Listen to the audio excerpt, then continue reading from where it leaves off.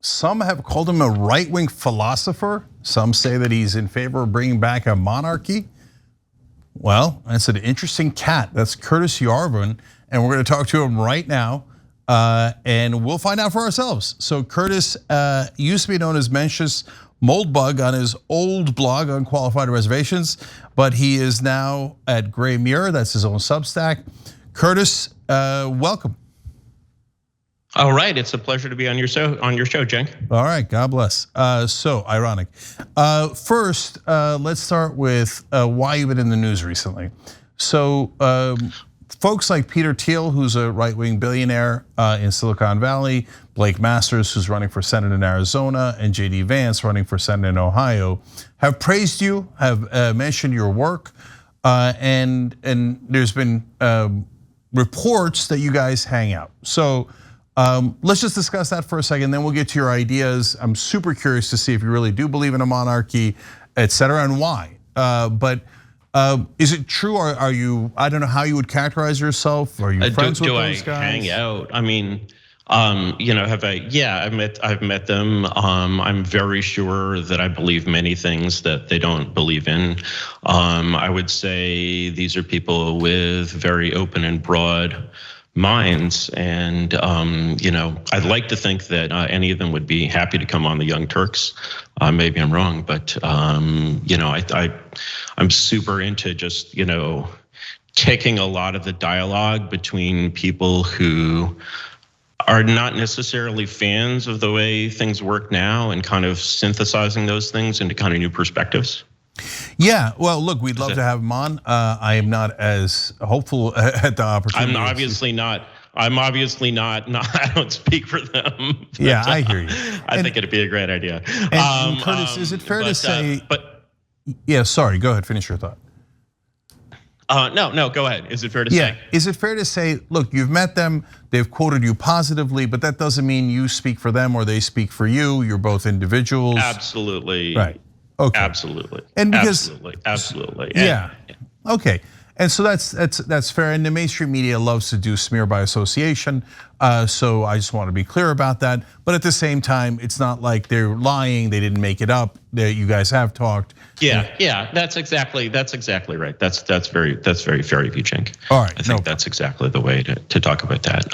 Okay. Do you want to talk about monarchy? Can we get to monarchy? Yeah, we do. I do. In fact, I disagree with you on almost everything except one giant thing that I do agree on. We're going to get to that in a second. But is monarchy fair? Is it fair to say, as the press has been saying, that you're in favor of a monarchy? Yes, it's definitely fair. And but the thing is, you have to use the word monarchy in the right way, and literally just use it in its meaning as like, the rule of one. And so I think for most of the Young Turks audience, when they think of monarchy in that sense, they probably go straight to Hitler, maybe Henry VIII, Mussolini, right? That's sort of their picture of the rule of one, and it's certainly true that those people, existed, basically as described. But I think as an American, and especially as a blue state American, proud brown graduate here, New York Jew. I think that the right person to think of when you think of an American monarch is to think of FDR. And when you're looking at FDR, you're looking at someone who really was effectively the CEO of Washington, D.C. I mean, there were, little stubborn pockets of like old guard resistance, and like state and army that kind of defied him to some extent, but he really ran the place. And of course, anyone who's an American progressive, and honestly, most American conservatives, really revere FDR. So when you say America needs a new FDR, you're sounding, I think, a little less controversial. But for you, Cenk, the person that I would love to talk to you about is Mustafa Kemal, Ataturk. And so what would you say if I said America needs an Ataturk? Yeah, I would say that is probably not the appropriate analogy at this point. And so you could make that analogy about George Washington before we got a constitutional form of government. After we got a constitutional form of government, then that analogy falls apart. And I certainly don't think that we need one now. Well, if you look at the change in the way in what Washington D.C. went through, between Hoover and FDR, it's almost like a regime change. It's like a different system of government almost has been created on top of the old system. And it was very, when I try to explain the New Deal to like Silicon Valley people, I'm like, it was like Washington, but it was a startup. And they're just like, what? Like their minds are completely blown by that. Yeah. And this sort of like old, rotting old Washington that I grew up in because my dad was in the Foreign Service. Like I'm a sort of deep state brat. The Washington that I grew up in is kind of the rotting carcass of this amazing, amazing thing that in the 1930s, like literally conquered the frickin' world. And, I think the best example of that I know is my mother worked for many years at DOE, the Department of Energy. And the Department of Energy is literally the successor to the most effective engineering project of all time, government project. You might have heard of it. It was called the Manhattan Project. And for like my libertarian friends in Silicon Valley, I'm like, well, if the government can't do things right, then explain the Manhattan Project. And they find that a really hard challenge. But then, when you look at the inside of the Manhattan Project, it ran exactly like a Silicon Valley startup, right down to having the like technical and the non-technical management. So it's just like, it's possible to imagine a Washington that is much, much more effective than the Washington we have now. But it always leads up to having basically a CEO at the top who can effectively reinvent the place. Yeah. And, I think that CEO, one of the things that I was saying recently that really disturbed some of my right-wing fans is I'm like, that CEO, whoever that is who reorganizes this like giant lecherous mess, doesn't have to be, you're like mad at this, Washington because Washington is like terrible for right wingers, right? For red states. Yeah, there's some animosity there considering as 99% of the people in the deep state are blue staters. But like the real problem is not the animosity. The real problem is that it just sucks. And so, that of it has to be a sort of bipartisan. It has to be something where just by the whole thing, you almost make the red versus blue conflict really go away. And just imagining an America without like any race wars or class wars or culture wars or whatever, is like, if the price I have to pay for that is like America needs an Ataturk, I'm like, give me Ataturk. Yeah, okay. How does that feel sound to you, Cenk? Okay, let me step in. Okay. So we're gonna come back to the monarchy, the rule of one, the CEO, president, FDR, et cetera. But I wanted to first like make sure that is what you meant, and it's obvious from your answer that it is.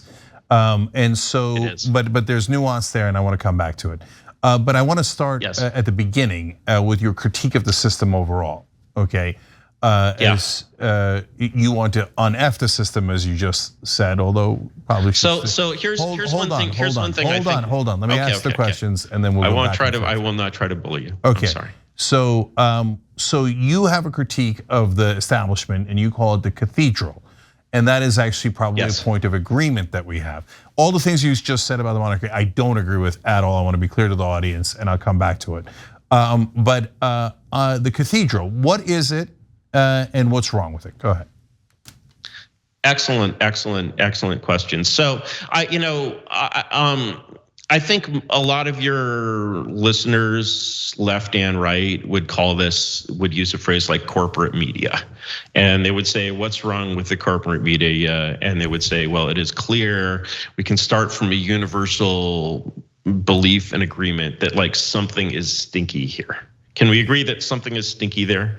Yeah, absolutely. Like that there's like a stinky. We would call it corporate media and we do think it sucks.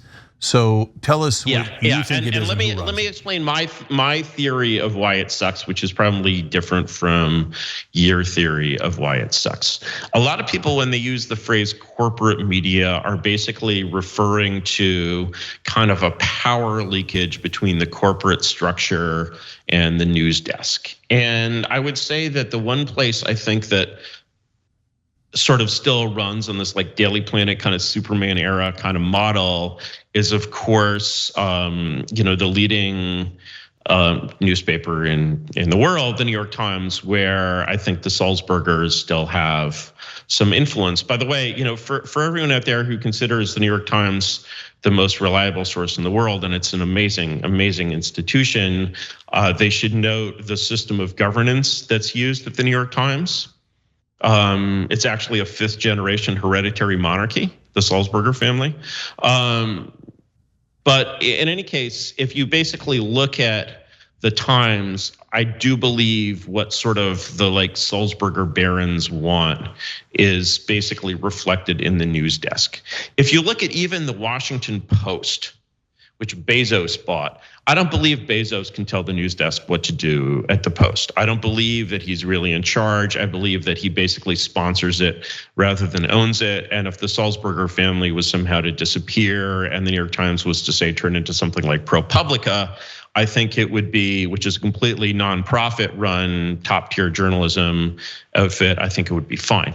I think the way that basically the media, I would call it just the prestige media, which is kind of a neutral term, is corrupted, is a good example might be the COVID lab leak question, which for anyone who on the left who is interested in like unimpeachable left-wing sources on why it's pretty obviously a lab link, I think there were a couple of great stories by I think Catherine Bell in Vanity Fair, and there's a wonderful interview with Nathan J. Robinson, he of the Beautiful Suits, and Jeffrey Sachs. And what happened there from the perspective of the media, and the reason why it sort of took people from outside there to bust it up, is the relationship between journalists and their sources. And so when you're basically reporting on the like life sciences beat, you have a bunch of people that you talk to in the life sciences. They're your sources. They're the people that matter in the civil service. If you mess with these people, they are bigger than you. You are disposable.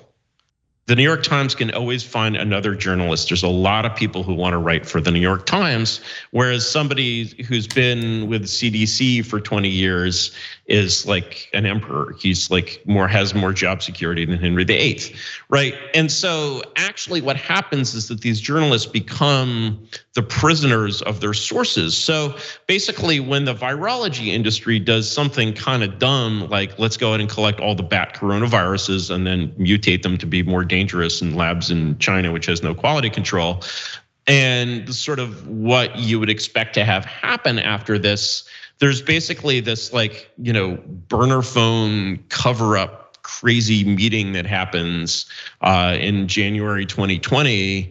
And all of the journalists on the virology beat have to basically follow, they're sort of all guilty, they're all complicit. And the same thing, they all have to follow their sources. They're kind of slaves to these internal sources. The same is true, you've seen it, all over and over again on the intelligence beat. You'll see these people at the Times, the Post, that are basically creatures of certain agency sources, okay. And you're just like, with the State Department. So do we agree that that problem's real? Maybe you don't think it's the biggest problem out there? Yeah, so are reporters overly reliant on their sources? Definitely. Is it most apparent in the government? Absolutely. The Pentagon is the #1 problem there in that regard. If the Pentagon says it, the New York Times will print it. They almost never fact check government sources. And of course, second biggest problem, in my opinion, is the corporations. And you held up New York Times as an ideal. Tell me how you think it works. Hold on. One thing at a time. Okay. I'm going. You held up New York Times as kind of an ideal monarchy. I don't think it's ideal at all. I think it's unaccountable. I think it has massive problems. It smears people that are outsiders all the time. It protects the status quo. I wasn't sorry. I wasn't saying it was ideal. Let's not. I'm sorry. Like, okay. Yeah. So if that's an example of monarchy, it sucks. And so, yes. But do I think that access is the number one problem? It's a massive problem. No, I do not think it's anywhere near the number one problem. So I can tell you what I think is the number one problem. Corporate corruption. Yeah, tell me. Yeah. We can at least agree to disagree. Yeah, so what do major for-profit media companies care about? Profit. So there, I solved it, I'm a genius. And it is true of all companies. And when you question the press on it, they get real hurt. And they say, oh, are you saying, this sounds like a conspiracy theory that our giant multi-billion-dollar corporation would like to make money. Okay, yeah, that's my theory. And so what do? They suck up to their advertisers. Their advertisers are almost all corporations with one giant exception. Defense contractors, drug companies, bankers, you name it. So but their number one advertiser is not those guys. Their number one advertiser is politicians. Every 2 years, they dump billions of dollars into mainstream media. And in return, well, first of all, they got that money from other corporations. The corporations are sponsoring the politicians and the media. And in return, the Faustian bargain that mainstream media does is we will never talk about money in politics. We will not tell you that these politicians are corrupt and collecting millions of dollars of checks from corporations and serving them slavishly. We will pretend that that issue does not exist, and these are honorable gentlemen who are having honest debates. So what is corrupting the media? The answer is obvious, the money. Can I agree with you about that and disagree in other ways? I feel like that's a critique that is basically very similar to the critiques of sort of pre-prestige journalism that a lot of people made, for example, in the 20s. And I think if you go back in the 20s and you basically compare the firewall between corporate and the news desk at like prestige, places. I'm talking about, I'm not talking about like Gannett or whatever, right? And that firewall has sort of only been built up more and more strongly as a matter of custom in the trade of journalism over the last 50, 60 years. Moreover, if for example, like a Facebook is controlling, the New York Times, they must be doing it wrong because I see anti-Facebook stories in there, 100 times a year, 50 times a year, whatever. So I don't know about, I think that more generally where that critique kind of hits the mark is that one of the things like politics has become this kind of, I don't know if you've noticed this, Cenk, but it's become a game show. Have you noticed that a game show quality has developed out there, right? Led by some of your friends, but yes, for sure. Yeah, absolutely, right. And and the thing is that basically whether that is sort of more proper to kind of, I mean, don't get me wrong, there is much that is just horrendous about Donald Trump. He's a grifter, but he's also a very talented comedian. And I think I think our next president should be as funny as Donald Trump. Okay, so I hear you on that. We actually do talk about that. We think he is oftentimes unintentionally funny. He doesn't realize that he's being an idiot and that the funny part is how stupid he is. But yes, we do often laugh at what Trump says. We laughed often at what Bush said. Nobody laughs at what anything Biden said. So I understand that, and that's a quality that can help you win an election. Biden was funnier when he was younger. Biden was funnier when he was younger. Yeah, I hear you. And he had a lot of gaps that were also unintentionally funny. By the way, Facebook and New York Times, the New York Times does write anti-Facebook articles all the time because they're competitors. And so New York Times loves to attack new media, YouTube, Facebook. In fact, CNN did this a while back. We showed it on the Young Turks. They smeared YouTube and Facebook and said, oh my God, these awful people on these online things. You can't trust them at all. And then they sent out their advertising team to tell those same sponsors and advertisers, don't advertise on YouTube and Facebook, advertise on CNN instead. So they do hit jobs, and why is that? That's also connected to the money. So I'm curious though, if you call the cathedral, sure, we call it mainstream media or corporate media or establishment media. I laid out why I think they do it. I'm a little bit, main reason I brought you on is because I want to understand one another. So why do you think the cathedral or mainstream media does what they do? You're obviously unhappy with them. I think it's money, and I laid out how. What do you think is their purpose?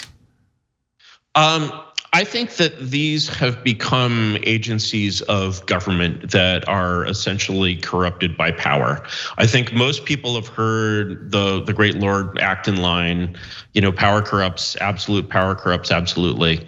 And I can't really think of anyone that the New York Times is accountable, besides Prince Sulzberger the fifth or whatever. Because the Sulzberger family, is in absolute. It's not, Wall Street doesn't control the Times. It's still under family control, which is amazing in the 21st century. But if you basically say, okay, let's forget about, here's an exercise you can go through. You can say, where is power located today in Washington? Power is always converged. It's always conserved. Somebody is always in power. So, it may not be in one point, like in a monarchy, it may be sort of distributed around. I don't think that many of your readers would believe that we live in anything that in any sense could be called a democracy. So, let's call it what it is, which is an oligarchy. So where in this oligarchy is power located? So here's a thought experiment you can use to answer the question of where is power located. Suppose there are like space Nazis. And the space Nazis want to take over America. And what they can do is implant their little Nazi chips in the brains of maybe 5,000 people and get these people to pretend to be have their former progressive beliefs or whatever. Really inside they'll be Nazis and they'll be working for the Fifth Reich or whatever. And the question is, who do you put those chips in? And when you've answered the question of who you put the chips in, you've answered the question of who's in power, because that's all the Nazis want. They want power. And so if you imagine, you say, okay, do I put those chips in people who work at Google or people who work at the New York Times? Well, in that struggle, I'm going to bet on the New York Times, because if the New York Times finds out that Google is full of Nazis, the Nazis will get kicked out of Google. Whereas if Google finds out the Times is not accountable to anyone. And that sort of is kind of the definition of sovereignty. Henry VIII was not accountable to anyone. And so the question of when you have these agencies that aren't accountable to anyone, sort of why do they do what they do? Why do they all go in the same direction? Why weren't as part of why doesn't the prestige press, why is its position at year X always somewhere to the left of its position at year X minus 20? I remember the way people wrote about gay marriage in say 1990, it was this wild, crazy idea. And now it's obviously here to stay forever, right? And so, but at least ostensibly, everyone in 1990 was against it, and now they're for it. So that was sort of predictable in a way. Why did that happen? Why did these institutions, and when I say the cathedral, I group together the media and the universities. So there's a case that you could say, well, maybe since the New York Times always trusts Harvard on whatever the science is or whatever, then maybe the Nazis should be at Harvard and the New York Times will just trust it as they kind of, secretly work to bring about the Fifth Reich. But this is sort of a thought experiment that says, okay, where is the power located? And when we can see that basically the New York Times has a lot of unaccountable power, then we can start, even though it's not even mentioned in the Constitution, right? I would say it's easily as powerful as the Supreme Court, but it's nowhere in the Constitution. So how do you basically analyze a system that works that way in terms of basically the real structure of power? Because do you agree with the results of that experiment at least? Like who has power in that sense? Yeah, I know exactly where the chips would go. I know exactly who holds power, but and I'm going to. Where would you put them? Where would you put them? I'm going to explain that in 1 minute, but I want to make sure that I understand your answer. Are you saying you would put it in academia and in the media, that's where the power actually lies?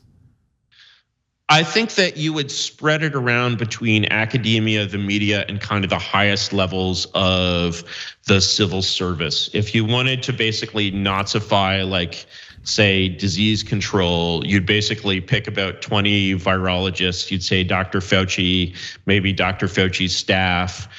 You'd say maybe the people on Congress on the Hill that help fund Dr. Fauci. They're sort of all spread around. In order for the whole sort of system to work, you need people spread around between the media, academia, and the civil service. Yeah. All of which are areas from which like no force can dislodge them. Yeah. And they're not, these circles, these loops are just not, virology isn't accountable to anyone. Like, I don't expect you to come out and say, I agree that there was a lab leak. I know it's controversial, right? But the thing is, if there was a lab leak, or even if it was possible that it was a lab leak, heads should roll, and they're not gonna roll because there's nobody that can make them roll. Yeah, that's why I'm a monarchist. So by the way, I think the chance there was a lab leak is very high, just to be clear. Yeah. Okay. So now, you mentioned academia, civil service, and media. Media is partly true in my view of the world, but it misses the mark a little bit. Academia and civil service, I think you're hilarious. And I know that Steve Bannon believes it, and Blake Masters and JD Vance, and they're talking about the acronym. But man, I grew up in the civil service. Like my mother, father, and stepfather were in the deep state for a total. I mean, I love the term because it's a Turkish term, of course. We're in the deep state for a total of like 80 years. So that's I don't know. That's what I saw, man. Nope, total nonsense. Okay, so let me explain. The academia and civil service have almost no power at all. The people that you put the chips in, the people who hold the power are super obvious, the donors. It's the donor class. And so the incredibly wealthy, but much more importantly, corporate executives. So you take over the corporate executives that are donating to the politicians, you'll have the country and you'll have the world, and you don't have to worry about civil service or media or any of those things at all. Super easy. Politicians, first of all, other than Trump, and so that's an interesting oddball case and part of why the establishment hates him. The other part is because he's a lunatic and a madman and an idiot. But anyway, so it's a complicated character. But minus Trump, and minus Bernie Sanders, and I would say the Justice Democrats, 95% of politicians are servants, they're butlers, they're maids, they're busboys. Yeah, absolutely. There's a line, there's a speech that Putin made where, I don't know, I'm not a Putin fan. I think my opinion of Putin is approximately the same as the New York Times' opinion of Putin, right? I'm not a Putin fan, but there's a line where he's talking about American politics, and he's like, okay, you get elected, and then the guys in suits and briefcases come in and tell you what to do and what to say. I mean, ultimately, you have to say that. There's a funny question I always ask people, which is that to compare the words politics and democracy, because ostensibly they mean the same thing, but like politics is bad and democracy is good.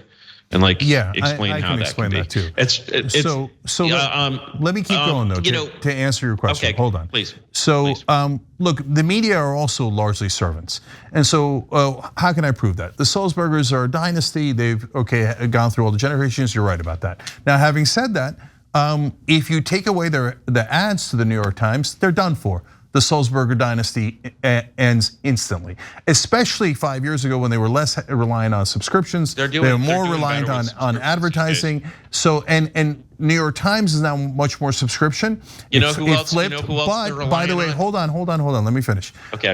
But the overwhelming majority of the mainstream media relies on advertising, and who are the advertisers? Giant corporations. So corporations give to the media, they give to politicians. The politicians also give to media. So who pulls the strings? obviously the guys giving the money.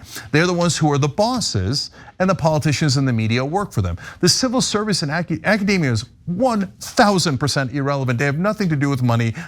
No one would ever listen to them if the money didn't agree. The only time that academia and civil service become relevant is when the money agrees with them and likes their groupthink, and then uses their groupthink as an excuse to do what money wanted to do in the first place. So how in the world would a professor have any kind of power? The only time and by the way, if he doesn't agree with the establishment, as you rightly point out, he's goner. He's not gonna be there. And same with the civil service. But if you agree with the money and you agree with the groupthink, then all of a sudden all things flow. So you go to the top. Let me tell you a story, which is that my mother in the 90s worked at DOE doing budget and policy in environmental efficiency, and she worked for a guy named Joe Rome, who was, I believe, he's kind of the Dr. Fauci of global warming. Nobody knows who he is, and basically, when you look at if you think of the university as sort of kind of like a fixed star in the world, you might not realize, for example, basically how, I'm not saying it is wrong to care about climate change. I'm just talking about how it was engineered. And what you saw, if you sort of saw that kind of industry developing from the inside at DOE, is that it was very similar to the virology industry. And so if you look, for example, at a climate change researcher by the name of Michael Mann, M-A-N-N, same name as the HEAT director, which is awesome, you'll find that he's quoted in the New York Times approximately 5,000 times or something like that. And so when you're looking at basically changing, and I remember, I'm so old that I remember in the 80s when we had this huge heat wave and everyone started caring about the greenhouse effect, which the math of the greenhouse effect has been known for 100 years, right? But it was possible to make people care about it. And it was possible to make people care about it because the media and academia were all on the same page. And whether you can say that they were right or they were wrong about that, you can clearly imagine, if you basically don't consider academia as infallible, if you consider that it can be corrupted by power, it's certainly academia running the models that say, oh, this is gonna happen to the world in 2050. And so, you might not see that as power, but I see that as something that changes the world around me all the time. Yeah, no, it's just a tool. Both academia and think tanks are just tools that were set up. Lewis Powell wrote about, hey, let's set up think tanks so we could fool people into thinking that the corporate positions are popular. And then that was probably the goal of the Ford Foundation. I think they had, Henry Ford II was very mad at how sort of that got out of his hands, because he intended the Ford Foundation to be a right-wing foundation, which I think is probably not the way you would describe it now. And then the Koch enterprises funding professors all across the country to put out their garbage that helps Koch Industries and their profit interest. So look, I think we're clear on who we think have power. I'm not overly persuaded by what you said, but let's go to the original topic, which is monarchy, because it's going to connect the two. Yes. Okay. Yes. So it has to connect. So can you tell me how you feel about Ataturk?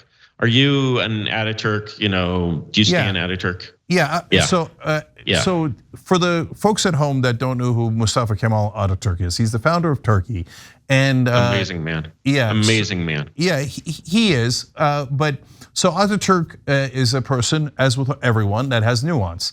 So he was a brilliant military leader. He is studied at West Point. Turkey at the time was the former Ottoman Empire, was occupied by 6 different nations, and Ataturk beat them all back and beat the Greeks as well. So then he gained the trust of the Turkish nation, and then he transitioned Turkey into a secular democracy. In the transition, he did some things that were authoritarian, and I assume that's like changed the alphabet. He changed the goddamn alphabet. He's like, hey, Turks, you know how to read? No, you don't. amazing. I mean, yeah. and okay, like, but he transitioned to a secular democracy, and the reason he had to do that transition was because it was a culture that was based on an Islamic caliphate. And so that is a lot of culture to change in a short period of time, and it was after war, and he had the implicit consent of the people. If you question Turk at the time, it wasn't that he was going to kill you, it was that the Turkish people loved him so much, they would have let him pretty much do anything he wants. So now that's a conversation about Ataturk. But when we're talking about America, America is not a country that is not yet settled. Turkey, what is now known as Turkey, used to be the Ottoman Empire, then it was occupied, then it became the Republic of Turkey. There is no such transition here in America. We're knee deep in this government that's been around for a long time. There was, in a sense, a palace coup back in 1978, which we can talk about. But I can get to a transition without a monarch. But when you say monarch, Curtis, the number one question I have is, of course, another word for that is dictator. How would you know whether the monarch or the dictator is going to listen to you or to anyone else? Why couldn't he just then say, oh, thank you for all the power, I'll take it all for myself? And by the way, Curtis, you've got all these annoying ideas that people rally around.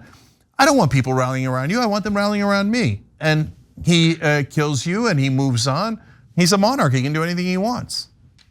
So the thing about monarchy when it works, first of all, the form of government that I believe in is what I would call an accountable monarchy. And there's a lot of ways to do an accountable monarchy, but the simplest one is to basically reduce your sort of commitments to overwatching politicians, as to say, let's recognize the reality here. We as Americans care about exactly one election, which is the presidential election. And because Washington is such a you'll have to believe that, because Washington is so decayed.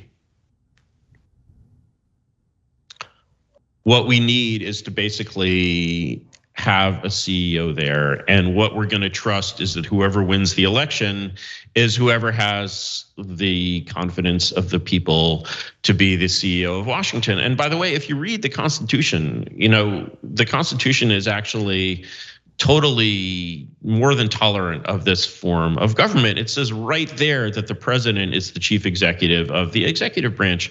And yet, as we use the word, and they meant the word chief executive as we use it in the private sector, and the president doesn't matter if he's a Republican or a Democrat, he doesn't have 1/1000th of a control of the so-called executive branch that a private sector CEO has. Okay, but it's really controlled by Congress. And so what you're basically saying is, I'm saying, okay, make sure you have a system where the people still evaluate the president's work every 4 years, make him accountable to the voters, and just put him in charge of the goddamn government. Isn't that a democracy? I thought you were arguing against. Yeah, it is. It's a democracy in which democracy puts forward a monarch rather than putting forward policies. And most people think of a democracy in terms of voting on policies. I understand. But in those 4 years, then, if he is truly a monarch and he's unaccountable, again, he could execute anyone he likes. He could end the elections. He could do anything he wants. He sure could. And so he sure could. And of course, ending the elections is, the Supreme Court could end elections tomorrow, right? They have the same level of absolute power. Granted, they're 9 people rather than 1, but they have been acting a little erratic lately.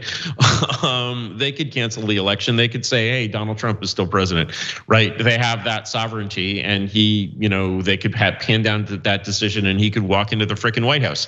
That is not going to happen. And so what you're looking at when you look at a monarchy is you're looking at a situation in which essentially the goals of the monarch are aligned with the goals of the public. And do you have to be lucky in picking that first monarch? To some extent, you do. You gotta get lucky. That's your best. Get it right. Okay, I'm being serious. Really, you think your best plan is, let's hope we pick the right dictator and get lucky? Absolutely. I think that's better than what we have now. And I think Turkey did fine with that. No. And Rome elections. in the days of the Caesars did fine with that. They also had elections. Okay, so yeah. Right. So Curtis, and they ended. Look, this is nuts, and so this is why I'm worried that Thiel with his billions of dollars and Masters and Vance are listening to these kind of ideas. I get your frustration with the cathedral. I think that if you had to categorize, let me stop you right there, because if you had to categorize the way in which most people, I totally respect. You're like, okay, this sounds nuts to me, right? I completely respect it. It's wonderful. I'm sure it's true of most of your audience. That's fine. What we believe probably sounded pretty nuts 200 years ago as well. But if you had to go and say, how do sort of all of these people agree or disagree with me? I would say actually that they're kind of just like you. They sort of see the critique and they think the critique has resonance. None of the solutions that I'm talking about are like remotely practical in the world that we exist in. And I'll give you an example. Axios was just talking about a plan to do this Schedule F thing in the so-called next, Trump administration. And it's like inconceivably radical by the standards of Washington. It would cause like huge chaos and warfare all across these agencies. And from my perspective, it's like completely useless and it wouldn't work at all. So, if these people, if you think these people are following my advice or my lead or taking my directions, like you're like very, very wrong about that. And hopefully that, will like ease some of your fears. No, but I see Steve Bannon and he talks about exactly this. I don't know. I've never, somebody made up this story that I know Steve Bannon and I've never met or interacted with Steve Bannon in any way, shape, or form. Okay, that's fair. And now when you look at but he does quote you, Curtis. You know that, right? I mean, he quotes Rage, which is get rid of all the government employees, and he talks about bringing in the stormtroopers. And Steve Bannon has Donald Trump's ear. Is it possible that Steve Bannon would again be a very central figure in Donald Trump's second term? Hold on. Okay. Is it possible that Steve Bannon would be a very critical player in Donald Trump's second term? Of course, it's possible. And it's not just him. A lot of these figures, including the guys you do know, are talking about it. Blake Masters said it. Yeah, he also said RAGE. That's the acronym for getting rid of all the civil service employees, etc. Well, it is practical. You said, oh, it's no big deal because it's not practical. If Donald Trump wins, he already showed you he doesn't like democracy, he doesn't want democracy, and if he loses an election, he doesn't want to leave office. So there, bingo, there you got your dictator.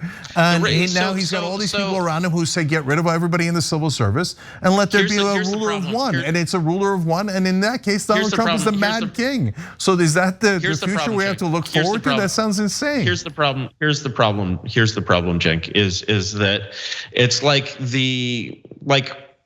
the new trend in DC is to, politics is a game show. Okay, it's a game show. And what I'm talking about, it could not exist as a game show. It can't happen as a game show. And it has to be this extremely real thing, and it can't happen in this sort of one-sided, like, oh, here's the, my friend Michael Anton likes to talk about like the red Caesar versus the blue Caesar. I'm like, it has to be the purple Caesar, it can't happen at all. And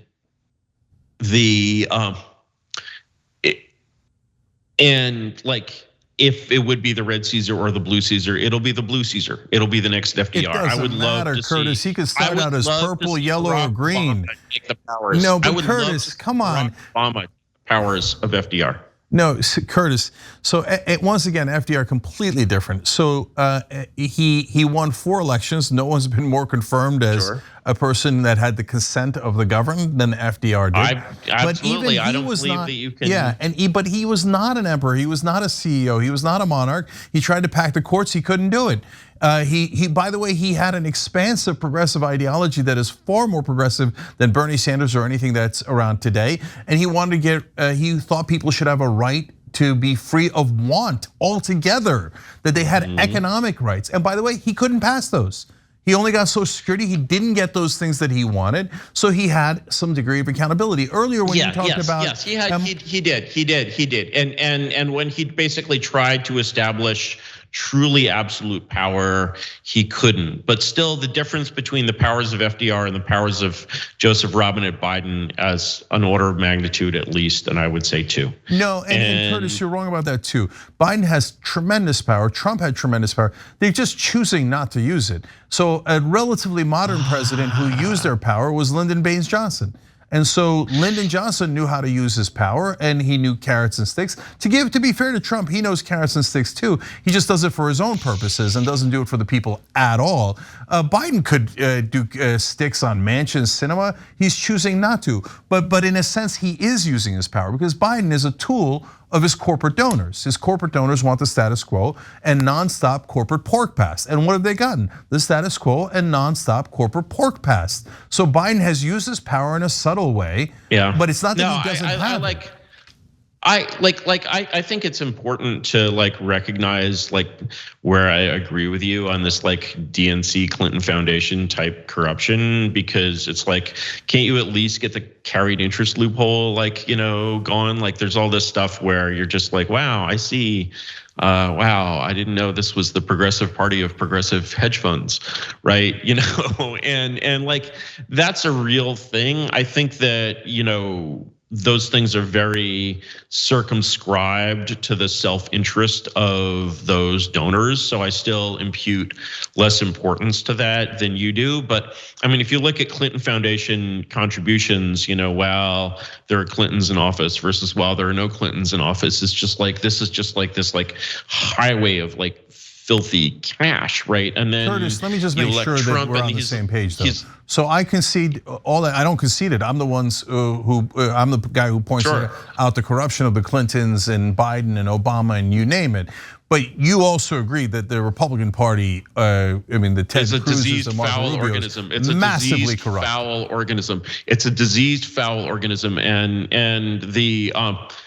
Of course, now the Republican Party is sort of splitting into two organisms. One is this diseased, foul organism. Earlier, someone on Twitter used the phrase "typical Republican social life," and it was very disturbing. And the GOPE, as some call them, and the Mitch McConnell people, and there's just absolutely nothing good I can say about these people. And then you have Trump world, which I think there are some people around Trump world who are somewhat serious about reinventing government in some ways. I would be very surprised to see them accomplish anything more than chaos and strife and I mean, do you know who did the most for the revenues of the New York Times in the last 6 years? Donald John Trump. Yeah. Exactly. Okay, and when I say that, everyone in the clue, they understand. And this is why this clown world is just not cool. And so when my rhetoric gets used for this clown world, I'm okay, but come on, you're in clown world. But okay, so Curtis, let's try to wrap up on this. So you say there's the diseased portion of the Republican Party. I say the same thing about the Democratic Party, and those are the great majorities of both of those parties. My thesis. Yes. Let me be clear. The rest is diseased also. Okay. Right? But I got you. And my thesis is because they're taking corporate campaign donations and oftentimes physical money to their family members. Chuck Schumer's got a lobbyist son-in-law and daughter, and Orrin Hatch had one, and all the Republicans have it, all the Democrats have it. They're all getting paid, and they're getting the campaign contributions, and they're doing exactly what the donors want, and that's why they're quote unquote diseases. This is the way you like it. So now you say, okay, hold on, let me finish. So we agree on the main problem with the Democratic and Republican parties in our government as it is. So your solution is a splinter group in the Republican Party that pushes for a CEO or monarch or what I would call a dictator as the solution. My ideally, hold on. And my splinter group, I'll let you get to it. My splinter group says, instead of doing the corporate corruption and instead of doing a dictatorship, why don't we stop letting the politicians take private money? Once they take private money, they're gonna work for private interests. Why not take public money and work for the public interest, which by the way is exactly the system we had under FDR. And that's why it worked, and that's why it was accountable, had a democracy, but it actually served the people. Well, FDR was kind of a campaign boss, and he did a lot of interesting things to get that solid majority in the House. He certainly did LBJ-like things, and of course, we all know the record of LBJ, who you mentioned earlier. I think that honestly, I have an answer to that question, and you're not going to like the answer to that question. I think that basically the reasons why politicians have had the powers of government taken away from them is the same reason monarchs had the powers of government taken away from hereditary monarchs. Honestly, regime monarchs had the powers of government taken away from them. I think they're too weak to hold on to those powers. And I think that because of that weakness, Congress it sort of delegates to the civil service, it delegates to activists and lobbyists. It's, not only do Congress people not write their legislation, the staff doesn't even write the legislation. It basically comes from this sort of iron triangle world. And so expecting these sort of kind of conduits to sort of resume control and give it back to the people, these are people who, they're not statesmen, they're like petty town bureaucrats. They got their position because people voted for them on the basis of how many lawn signs they have. Nobody really cares about representative or Senate elections anymore. It's almost just a party ID thing. And that's sort of the basis on which people voted for them. They spend all their day doing like fundraising, whatever. They don't think about who to vote for or whatever. My stepfather, actually, he worked on the Hill for many years. He worked in the Senate. He actually worked for Biden for a while. And I asked him once, I was like, Charlie, was there ever a time in the Senate when you heard a senator making a speech on the floor and another senator in the audience was so impressed that he changed his mind and then his vote? And my stepfather was like, maybe it happened once. I never heard of it, and so this isn't even a functioning legislative body. And so to say that you're sort of going to give power back to these people and through these people, the voters are like more apathetic than ever in American history. You're just trying to basically give power to something that, like it or not, is inherently kind of weak and doesn't really want that level of power. That's why it would be sort of like giving the throne of England back to Elizabeth II. She doesn't know what to do with it. She'd give it right back to her own like Whitehall deep state. Okay. Right? She's not Elizabeth I, even though on paper she has those same powers. And so when you say like Biden doesn't use his powers, like, yeah, sort of nobody's really tested like since Nixon really what it would mean to go to like say, okay, no, we're gonna have a real chief executive in the White House.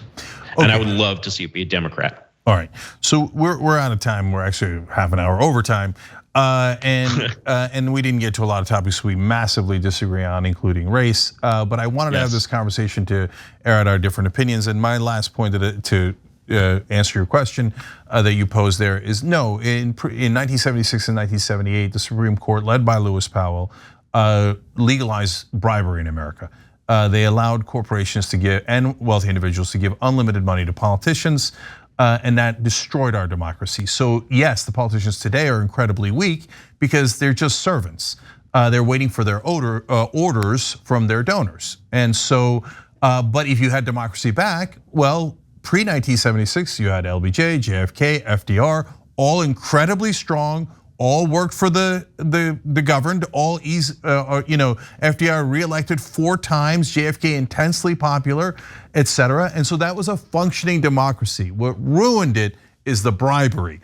America became the most corrupt nation on earth because we don't just do under the table bribes, we legalize bribery. You end the bribery, you bring democracy back. That's, in my opinion, 1,000 times better idea. Then let's pick a purple dictator and cross our fingers and hope he doesn't execute us. Because Curtis, I would be second on the list. Even if you got your right-wing dictator, you'd be first on the list. They first take out the people next to them that could have power. This country is so hosed that it might well be worth it. And let me give you the last word on that, Cenk, and this was hugely fun. Let's do it again sometime. All right, Curtis Yarvin, you can find him at Grey Mirror. Thank you for joining us. Thanks for watching The Young Turks, really appreciate it. Another way to show support is through YouTube memberships. You'll get to interact with us more. There's live chat emojis, badges. You've got emojis of me, Anna, John, JR. So those are super fun. But you also get playback of our exclusive member-only shows and specials right after they air. So all of that, all you gotta do is click that join button right underneath the video. Thank you.